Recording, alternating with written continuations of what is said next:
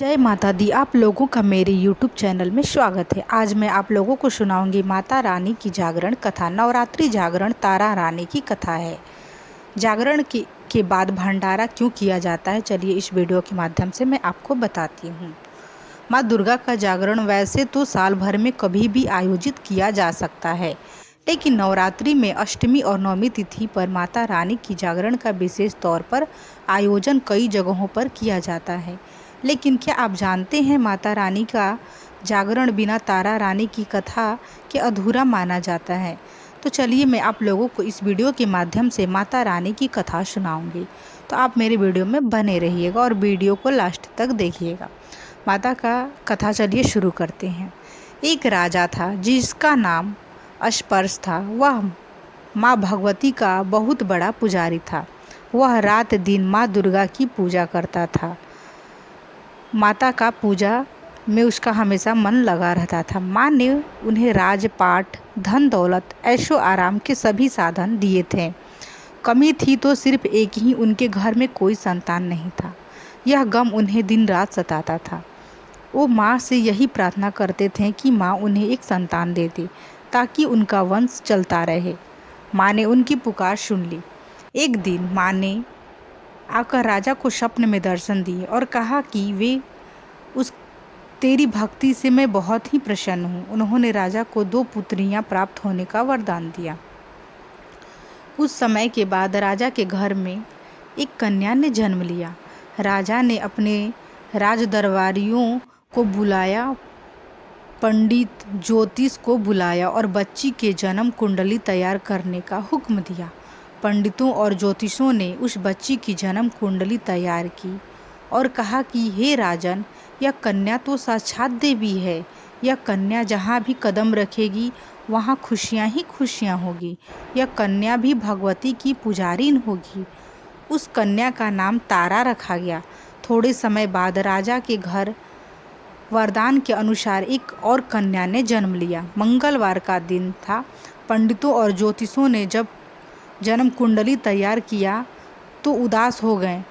राजा ने उदासी का कारण पूछा तो वे कहने लगे, महाराज, यह कन्या आपके लिए शुभ नहीं है। राजा ने उदास होकर ज्योतिष से पूछा कि मैंने ऐसा कौन से बुरे कर्म किए हैं जो कि इस कन्या ने मेरे घर में जन्म लिया है। उस समय ज्योतिष ने अपनी ज्योतिष लगाकर बताया, कहने लगा कि ये दोनों कन्याएं जिन्होंने आपके घर में जन्म लिया है, पिछले जन्म में राजा इंद्र की अप्सराएं थीं। इन्होंने सोचा कि हम भी मृत्यु लोक में भ्रमण करें तथा देखें कि मृत्यु लोक पर लोग किस तरह रहते हैं। दोनों ने मृत्यु लोक पर एकादशी का व्रत रखा। बड़ी बहन का नाम तारा था, छोटी बहन का नाम रुक्मन था। बड़ी बहन तारा ने अपनी छोटी बहन से कहा, रुक्मन, आज एकादशी का व्रत है, हम लोग ने आज भोजन नहीं खाना। तू बाजार जाकर फल ले आ। रुक्मन बाजार फल लेने के लिए गई। वहाँ उसने मछली के पकौड़े बनते देखे। उसने अपने पैसों के तो पकौड़े खा लिए तथा तारा के लिए फल लेकर वापस आ गई। फल उसने तारा को दे दिया। तारा ने पूछा कि तू अपने लिए फल क्यों नहीं लाई? तो रुक्मन ने बताया कि उसने मछली के पकौड़े खा लिए हैं। उसी वक्त तारा ने श्राप दिया, जा नीच, तूने एकादशी के दिन मांस खाया है, नीचों का कर्म किया है। जा, मैं तुझे श्राप देती हूँ, तू नीचों की जून पाए, छिपकली बनकर सारी उम्र मांस ही कीड़े मकोड़े खाती रहे। उसी शहर में एक ऋषि गुरु गोरख अपने शिष्यों के साथ रहते थे। उनके शिष्यों में एक चेला तेज स्वभाव तथा घमंडी था। एक दिन वो घमंडी शिष्य पानी का कमंडल भरकर खुले स्थान में एकांत में जाकर तपस्या पर बैठ गया। वो अपनी तपस्या में लीन था। उसी समय उधर से एक प्यासी कपिला गाय आ गई। उस ऋषि के पास पड़े कमंडल में पानी पीने के लिए उसने मुंह डाला और सारा पानी पी गई। जब कपिला गाय ने मुंह बाहर निकाला तो खाली कमंडल की आवाज़ सुनकर उस ऋषि की समाधि टूटी। उसने देखा कि गाय ने सारा पानी पी लिया था। ऋषि ने गुस्से में आया और उस कपिला गाय को बहुत बुरी तरह से चिमटे से मारा। वह गाय लहूलुहान हो गई। यह खबर गुरु गोरख को मिली। उन्होंने जब कपिला गाय की हालत देखी तो उस ऋषि को बहुत बुरा भला कहा और उसी वक्त आश्रम से निकाल दिया। गुरु गोरख ने गाय माता पर किए गए पाप से छुटकारा पाने के लिए कुछ समय बाद एक यज्ञ रचाया। इस यज्ञ का पता उस शिष्य को भी चल गया जिसने कपिला गाय को मारा था। उसने सोचा कि वह अपने अपमान का बदला जरूर लेगा। यज्ञ शुरू हो गया। उस चेले ने एक पक्षी का रूप धारण किया और चोंच में सर्प लेकर भंडारे में फेंक दिया जिसका किसी को पता न चले।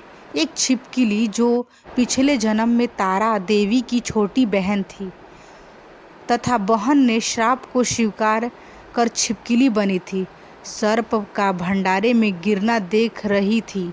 उसे त्याग एवं परोपकार की शिक्षा अब तक याद थी। वह भंडारा होने तक घर की दीवारों पर चिपकी समय की प्रतीक्षा कर रही थी। छिपकली कई लोगों के प्राण बचाने हेतु उसने अपने प्राण न्यौछावर करने के लिए मन ही मन निश्चित किया। अब खीर भंडारे में दी जाने वाली थी।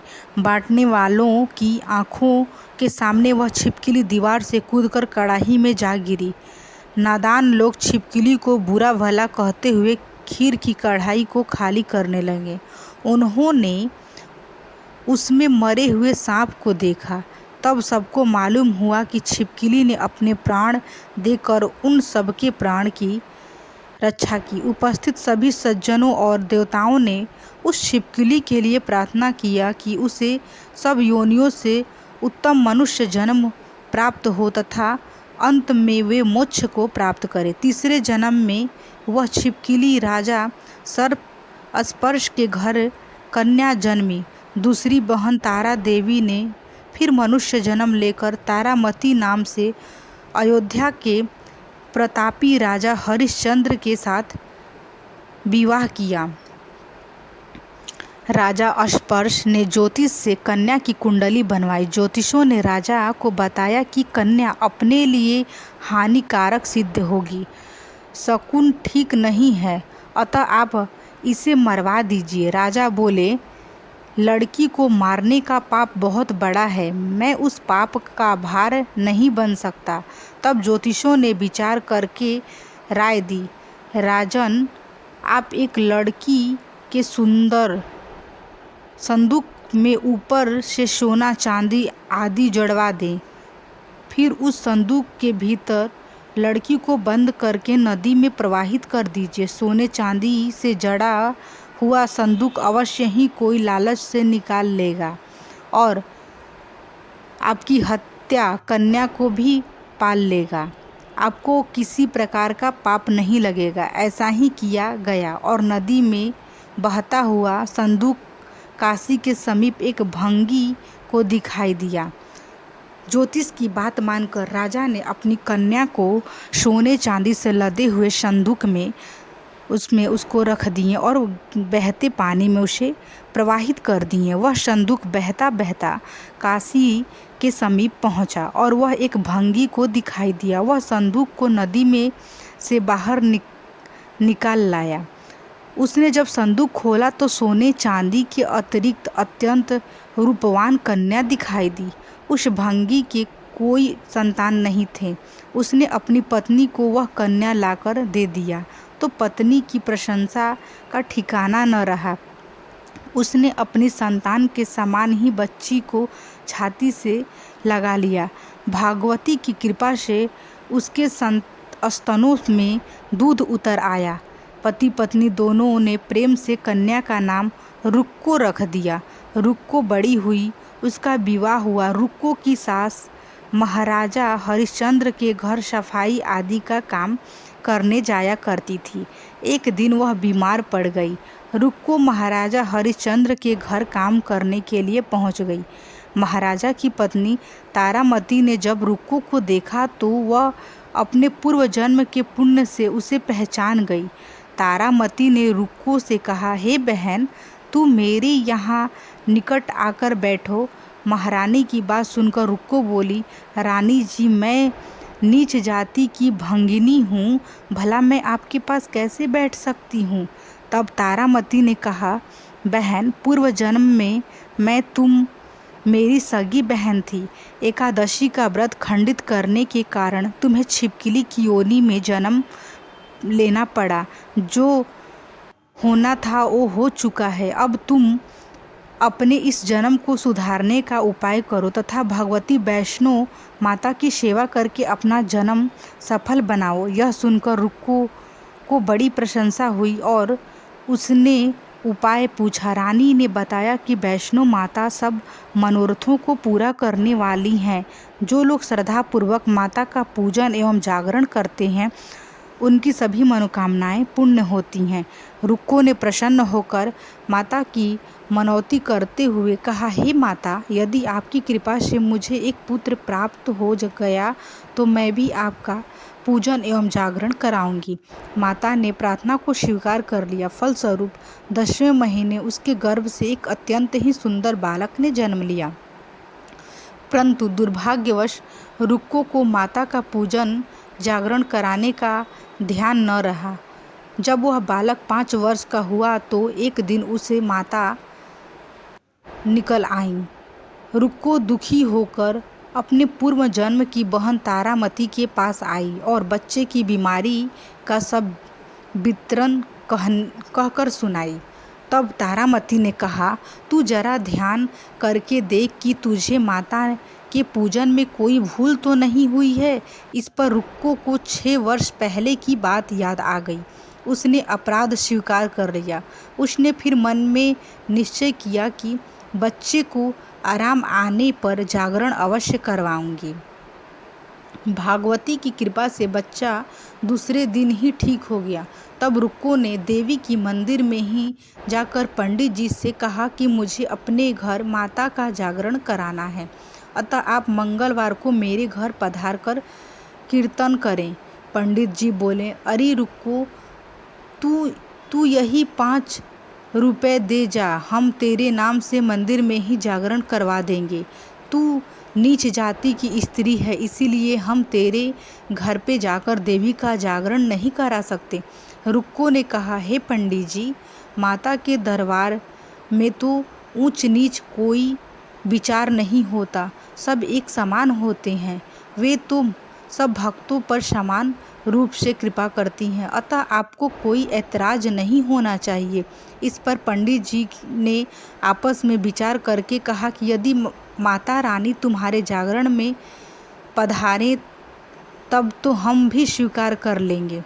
यह सुनकर रुक्को महारानी के पास गई और सब बातें बताई और उनको सुनाई। तारामती ने जागरण में सम्मिलित होना सहर्ष स्वीकार कर लिया। जिस समय रुक्को पंडितों से यह कहने के लिए गई, महारानी जी जागरण में आवेंगी, उस समय सेन नाई वहाँ था।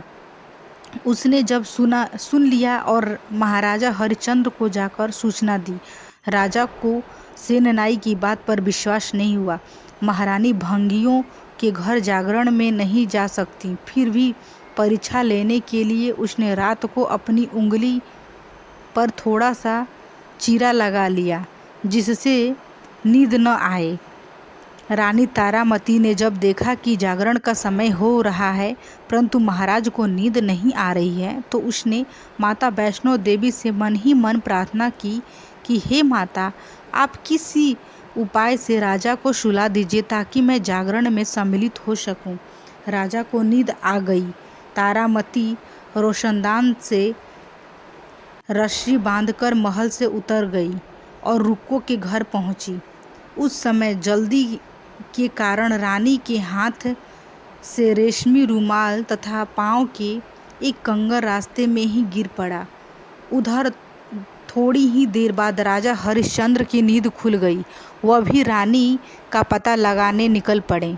उसने मार्ग में कंगन एवं रुमाल देखा।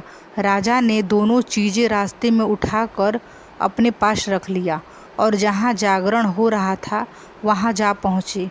वह एक कोने में चुपचाप बैठकर दृश्य देखने लगे। जब जागरण समाप्त हुआ तो सबने माता का अरदास की। उसके बाद प्रसाद बांटा गया। रानी तारामती को जब प्रसाद मिला तो उसने झोली में रख लिया। यह देख लोगों ने पूछा, आपने प्रसाद क्यों नहीं खाया? यदि आप नहीं खाएंगी तो कोई भी प्रसाद नहीं खाएगा। रानी बोली, तुमने प्रसाद दिया है वह मैंने महाराज के लिए रख लिया है, अब मुझे मेरा प्रसाद दे। अब की बार प्रसाद ले तारा ने खा लिया। इसके बाद सब भक्तों ने माँ का प्रसाद खाया। इस प्रकार जागरण समाप्त करके प्रसाद खाने के पश्चात तारामती महल की तरफ चली। तब राजा ने आगे बढ़कर रास्ता रोक लिया और कहा, तूने नीचों के घर का प्रसाद खाया, अपना धर्म भ्रष्ट कर लिया। अब मैं तुझे अपने घर में कैसे रखूं? तूने तो कुल के मर्यादा एवं प्रतिष्ठा का भी ध्यान नहीं रखा।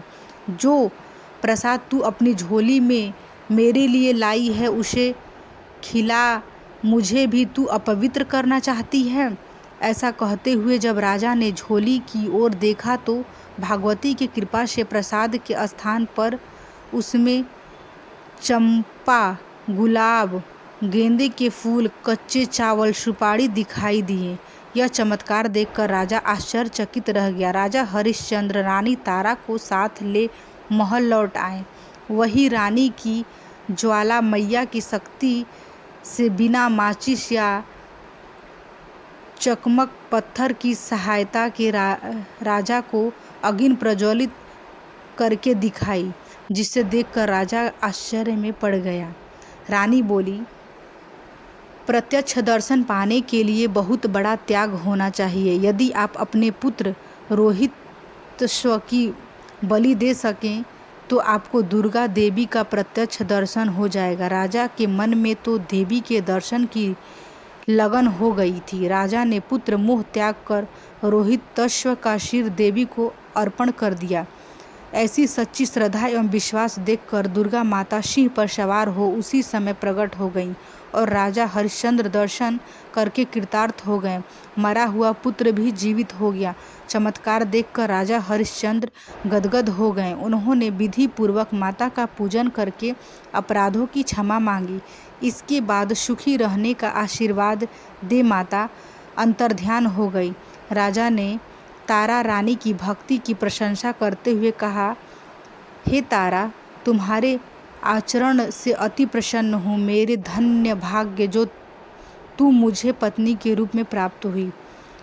अप्युत सुख भोगने के पश्चात राजा हरिश्चंद्र, रानी तारा एवं रुक्मन भंगिनी तीनों भी मनुष्य योनि से छुटकारा पाकर देवलोक को प्राप्त हुए। माता के जागरण में तारा रानी की कथा को जो भी मनुष्य भक्ति पूर्वक पढ़ता है या सुनता है या दूसरों को सुनाता है उसकी सभी मनोकामनाएं पूर्ण होती हैं, सुख समृद्धि बढ़ती है, शत्रुओं का नाश होता है और उनके घर में सुख समृद्धि धन वैभव भी बना रहता है, जो भी इस कथा को सच्चे दिल से सुनता है।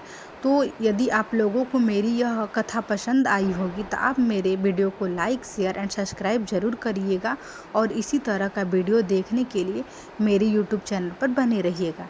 यदि आप मेरे यूट्यूब चैनल पर नए हैं, यदि आपने अभी तक मेरे चैनल को सब्सक्राइब नहीं किया है तो कृपया करके आप इसे सब्सक्राइब कर लीजिएगा और बेल आइकन को भी दबा लीजिएगा, जिससे आप लोगों को नोटिफिकेशन मिलता रहेगा।